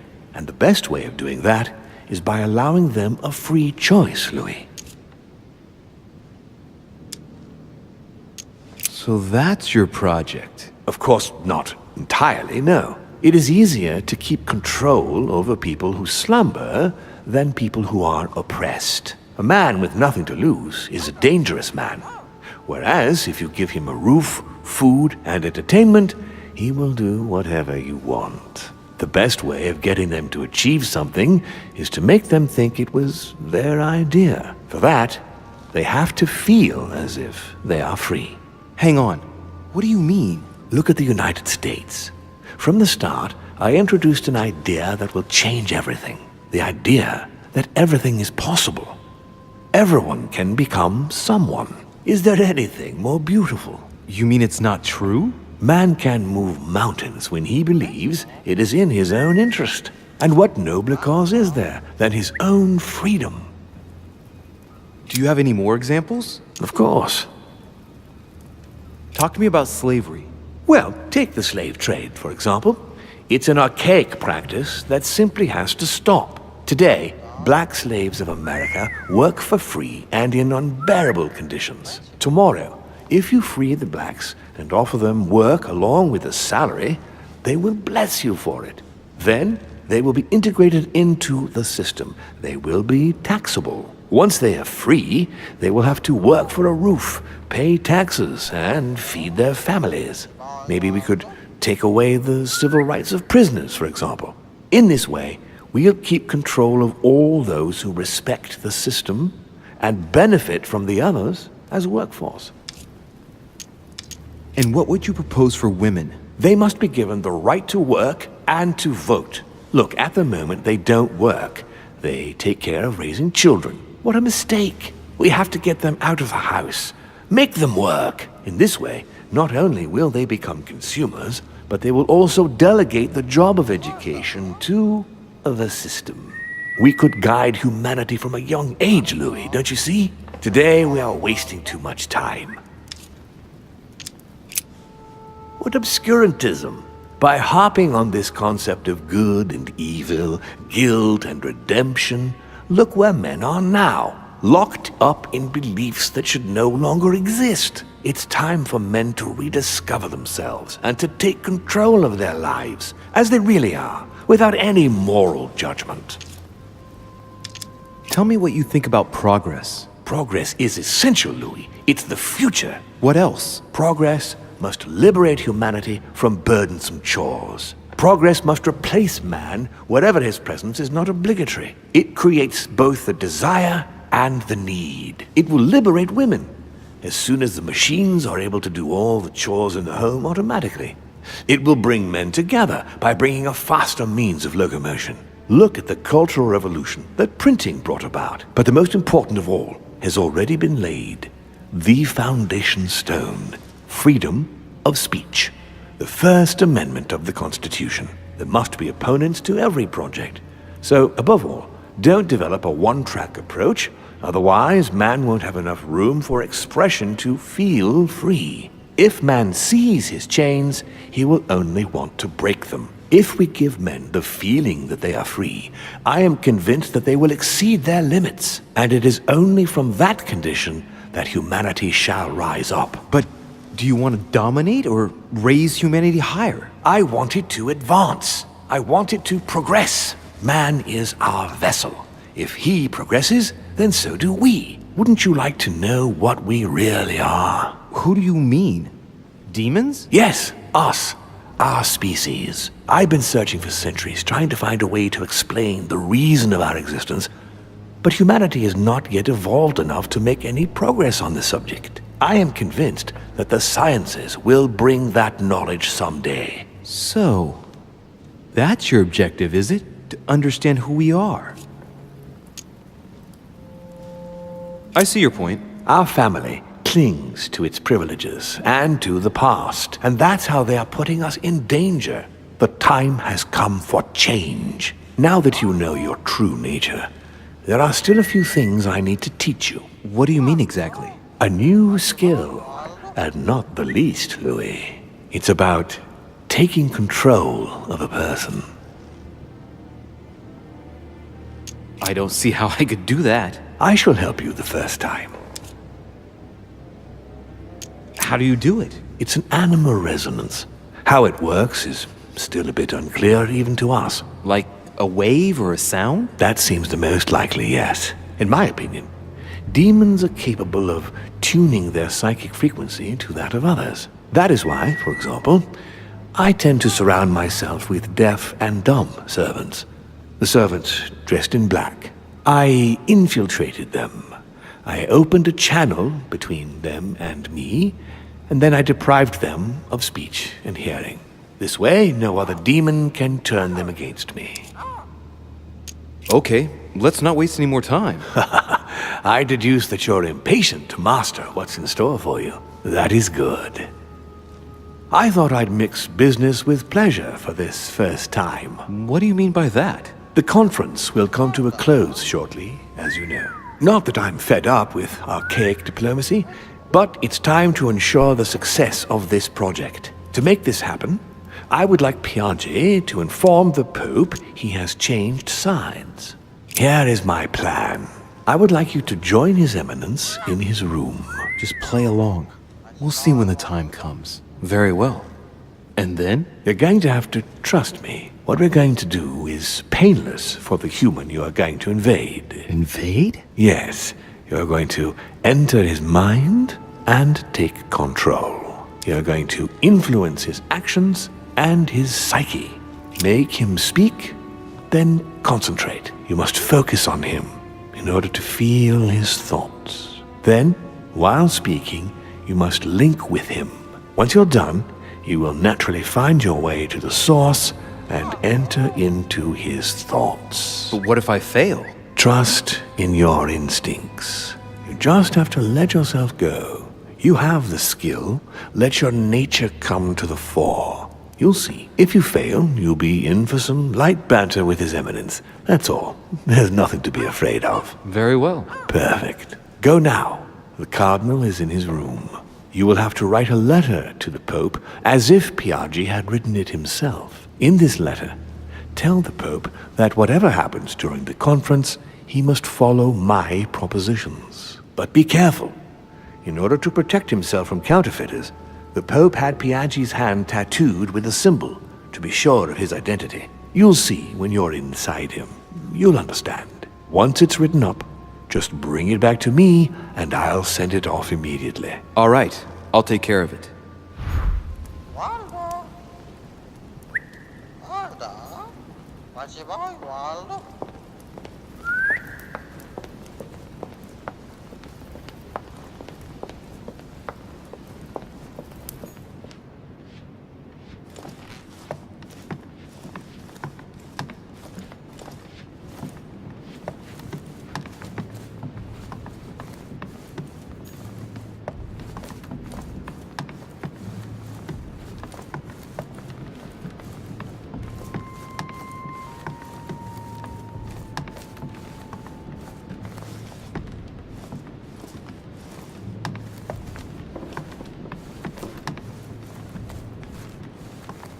President George Washington.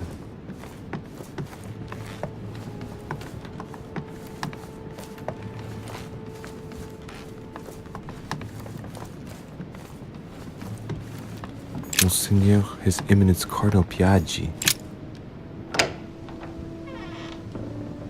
Ah, well, Louis, what brings you back to my chambers? May I sit down? Of course, Louis.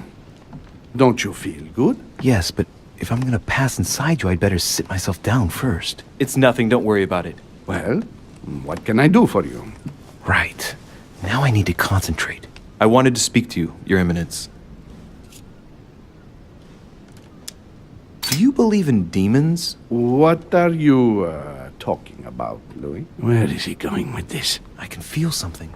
Demons, Your Eminence. I am a cardinal. Of course I believe in evil. What on earth is the matter with him? Is he losing his mind? All right, hang in there, Louis. Don't lose him. Rest assured, Your Eminence, I'm fine. But it's impossible. Rest assured, Your Eminence, I am fine.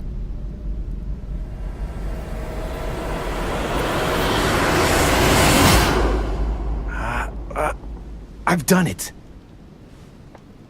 I've done it, damn it. He was right. This is just crazy. I can't believe it. Look at yourself, Louis. You better not get caught. Whoa. I still need to get used to this body. So, let's see about what Mortimer asked me. Right. Well, it's time I got started. Let's see what I can find here to help me write that letter. I have no means to validate my forgery, so I better take my time with it and not make any mistakes. There are 2 letters from the Pope on the desk. I should be able to get a clue or 2 by checking how well they correspond to each other. And here are 3 stamps. All are different.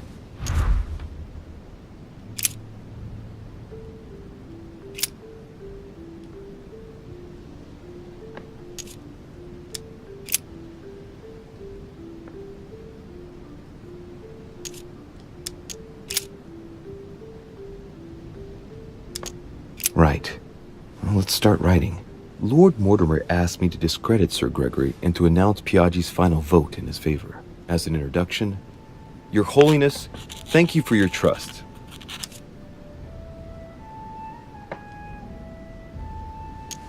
It turns out, now that I'm here, that I find Lord Mortimer's projects grant us many more advantages in comparison to what Sir Gregory had suggested. We are talking about the future of the Holy See. There. That should be enough to justify the change of vote.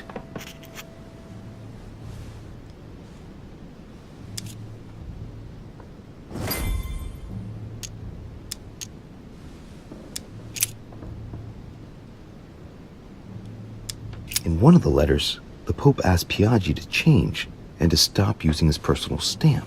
He asked him to use the one with the Pope's motto on it. And I remember that. Flore in Domo Domini. Must be in Latin.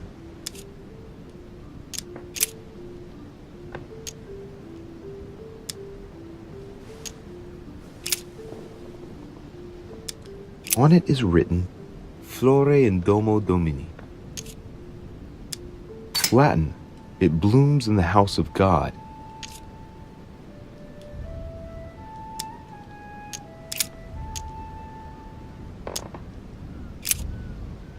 Justitia, misericordia e humiltà. Boy, I gotta brush up on my foreign languages. I think it's in Italian.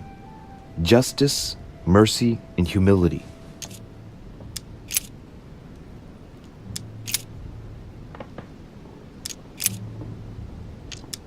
On it is written, Flore in Domo Domini.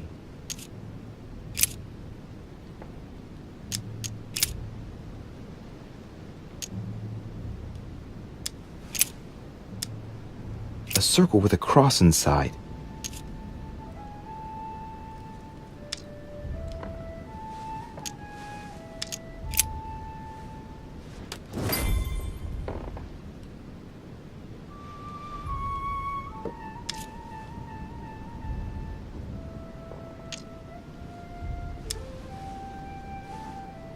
There's a kind of code composed of 6 letters that they always write under the dates of their correspondence. According to Mortimer, it's got something to do with Piaggi's tattoo. I guess I'll have to write one for today's date. Now, ideally, it'd be better to do without it, but I'm going to need to be extremely clever here. Today, the date is 24/01/1793.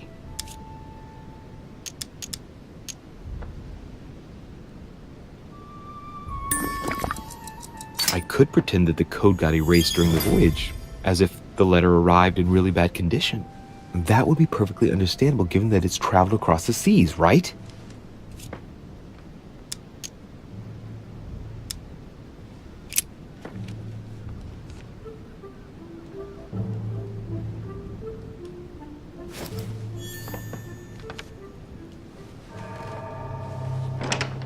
Your Eminence, all ready to send... What's he doing here? Damn it! That's all I need. Don't worry, he can't hear us. What do you mean he can't hear us? What's going on here, Piaggi? Calm down now. Monsieur de Richet came to see me because he was having anxiety attacks and wanted something to help him relax. I'm afraid I've been a little heavy-handed. You can say that again. I was about to fetch someone to take care of him. Would you care to go? There he is, and there he stays. The perfect opportunity. What do you mean? It's been a while now that I've been hoping for a chance to get rid of him. Can you keep a secret? No, I don't think I'd like to know about anything that would justify such an act. I don't know what's wrong with you, but you really must pull yourself together.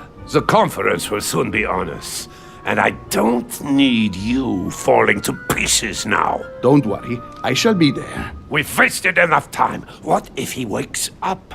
If you don't want to get your hands dirty, just turn away and leave everything to me. This is not a decision to be taken lightly. You're defending him now. What are you talking about? Of course not. He's made you change sides, hasn't he? I am certain that Sir Gregory would be opposed. You know nothing. I know Sir Gregory better That's than... against the rules of the conference, Monsieur von Volna. I refuse to go against Sir Gregory. Right. Monsieur von Volna, I always act in the best interest of all.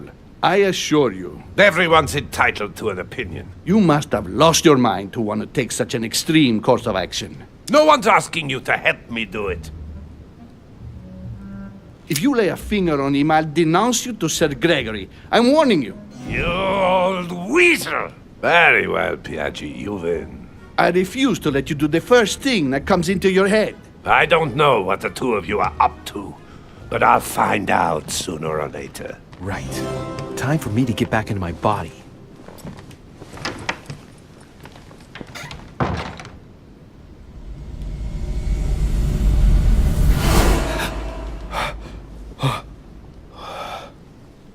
Right. Don't just stand there, Louis. Mortimer's waiting for you in the red salon.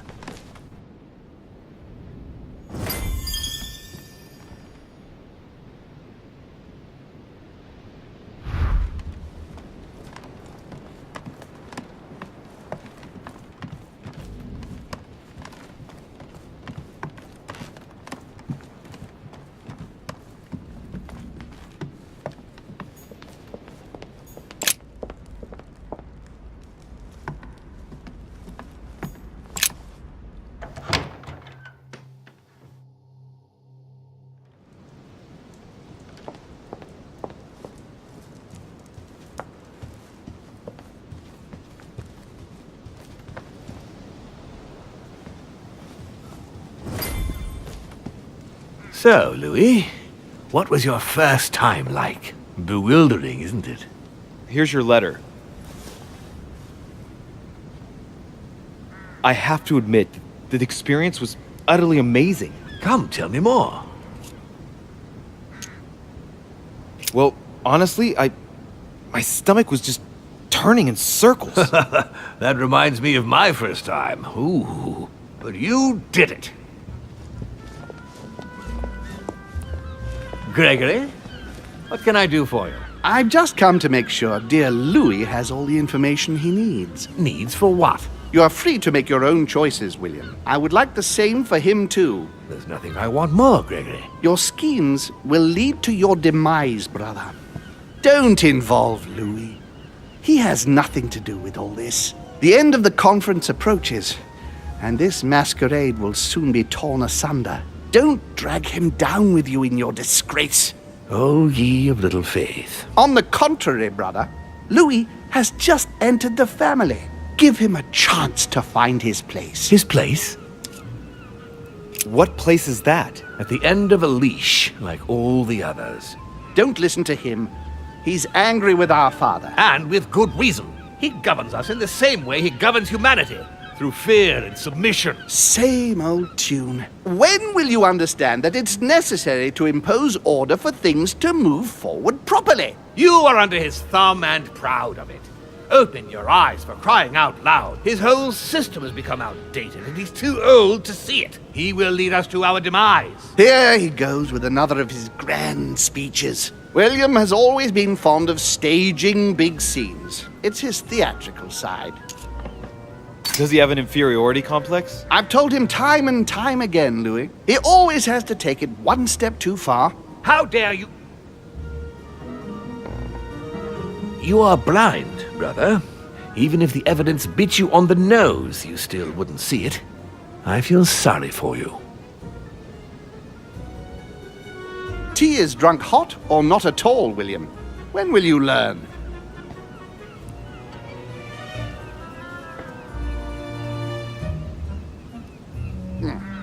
It's too bitter. You shouldn't let it brew so long. I knew you'd be coming along. You are so predictable. Methodical, I would say. Things must be accomplished in the right order if we want the world to keep turning as it does. When you speak of the right order, I can't help hearing your order. Louis, wouldn't you think that by now we've acquired a certain experience? Don't you think that we are the best place to know what the right order should be by now? I mostly understand that even with the best of intentions, this kind of talk could well be misinterpreted. Every powerful man has had to speak in this way at some stage. That doesn't mean that they were right or that they achieved great things. Take the kings of France, for example. They weren't all good monarchs. You see, Louis, Gregory came here to make you change your mind. It's time for things to change. I acknowledge Father has done many good things for humanity, but his time is over, and now he must pass on the torch. That's enough. There, Louis. That's the pathetic example your father has to offer. I really am sorry about what happened to you. You don't know our family yet. We can't have given you a very good impression, but bear in mind that we are all against William's project. On the contrary. If he insists on going through with it, we will have no other choice than to intervene by force. Consequently, my dear Louis, you're going to have to choose sides. I would much rather have met you in different circumstances. There you are, Louis. See what happens when you don't follow their orders to the letter. Louis, I'm afraid the time to decide is now. If you follow William, he will drag you down with him. If, on the other hand, you support me, I can assure you that nothing will happen to you. You won't be blamed for your father's errors. Ah, the masks are off. I offer you liberty. He obliges you to choose, and shamelessly asks you to betray your own father. That is their true face. Right. Before I answer, well, I'd better think it over very carefully. Do I intend to embrace my demon nature and take my place on the chessboard? Do I stay out of it and do my utmost to stop them? Or do I renounce my nature and do all I can to stay human?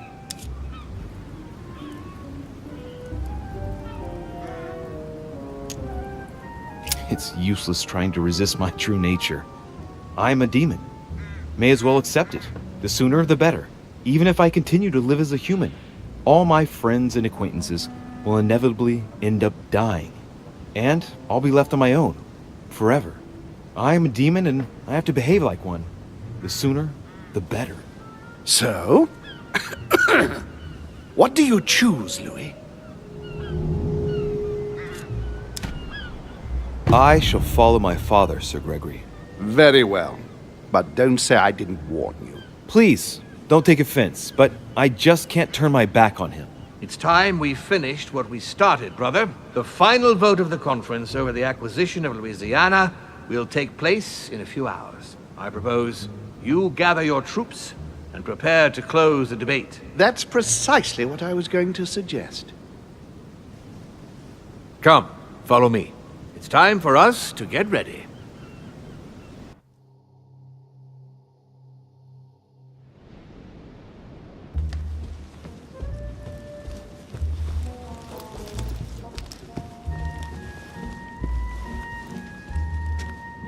Do you really think we have a chance of winning? A chance?